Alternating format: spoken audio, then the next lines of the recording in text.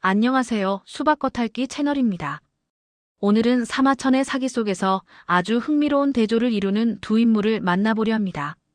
바로 전쟁의 소용돌이 속에서 언변을 무기로 활약한 여기기와 평화의 시대에 철학적 통찰로 국가의 기틀을 다진 육고입니다. 제국 건설의 변증법, 지금 시작합니다. 제1장 서론입니다. 새로운 제국의 문신들이 지녔던 두 가지 역할에 대해 알아보겠습니다. 진나라의 포갑이 무너지고 한나라가 세워지는 과정은 단순히 군사적 승리만이 아니었습니다.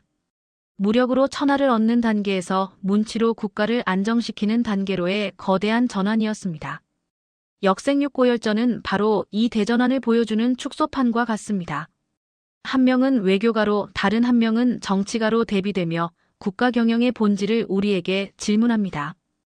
혼란기에 필요한 지략과 평화기에 필요한 통치 철학이 어떻게 상호 보완적으로 작용하는지가 핵심입니다. 여기기는 대담하고 위험천만한 도박으로 전세를 뒤흔든 유방의 날카로운 비수였습니다. 반면 육고는 신중한 조언으로 제국의 영속성을 고민한 단단한 주춧돌이었죠. 사마천이 이 두 사람을 한 열전에 묶은 것은 혁명의 기술과 통치의 기술이 다르다는 것을 보여주기 위함입니다. 제2장 미치광이 서생이라 불렸던 여기기의 뜨거운 삶과 비극적인 최후를 따라가 보겠습니다. 여기기는 가난한 문지기 출신이었습니다.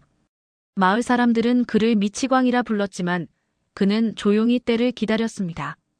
60세가 넘은 나이에 유방을 찾아간 그는 선비를 혐오하던 유방에게 자신을 고향의 술꾼이라고 소개하며 거침없이 다가갔습니다.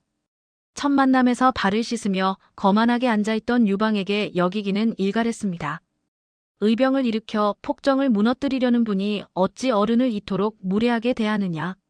이 대담한 질책에 유방은 즉시 사과하고 그를 상석에 앉혔습니다. 군주의 오만함까지 꺾은 대단한 통찰이었죠. 그의 지략은 실전에서 빛났습니다. 진류현령을 설득하려다 실패하자 새벽에 잠입해 현령의 목을 베는 냉철한 현실주의자의 면모도 보였습니다. 또한 전쟁의 향방을 결정지을 식량창고 오창의 중요성을 설득해 전세를 역전시키는 데 결정적인 기여를 했습니다. 그는 이때 왕은 백성을 하늘로 삼고 백성은 먹을 것을 하늘로 삼는다는 명언을 남깁니다. 민생 안정이 곧 군주의 정통성이라는 이 말은 중국 정치 철학의 뿌리가 되었습니다. 여기기는 단신으로 제나라를 설득해 70여 개의 성을 항복시켰습니다. 하지만 공을 시기한 한신의 기습으로 제나라 왕은 여기기가 자신을 속였다고 오해했고 결국 그는 끓는 가마솥에 던져지는 팽형을 당하며 생을 마감합니다. 무력의 논리에 희생된 외교가의 비극이었습니다. 이제 제3장, 지속적인 영향력을 미친 통치 철학의 설계자, 육고의 삶으로 넘어가 보겠습니다. 육고는 남월의 왕 위타를 설득하러 갑니다.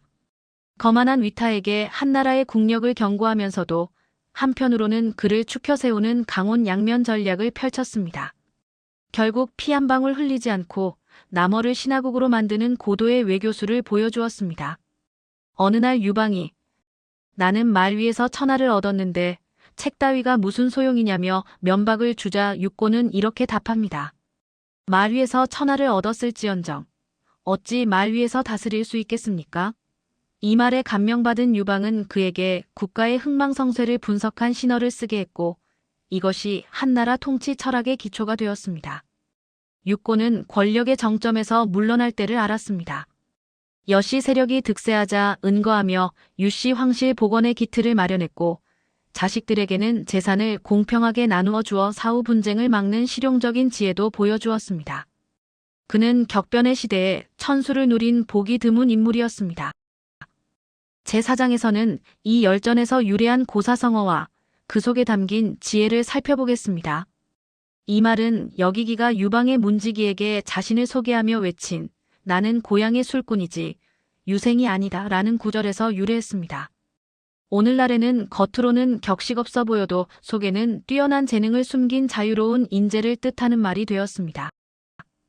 민의식 위천, 백성은 먹을 것을 하늘로 삼는다.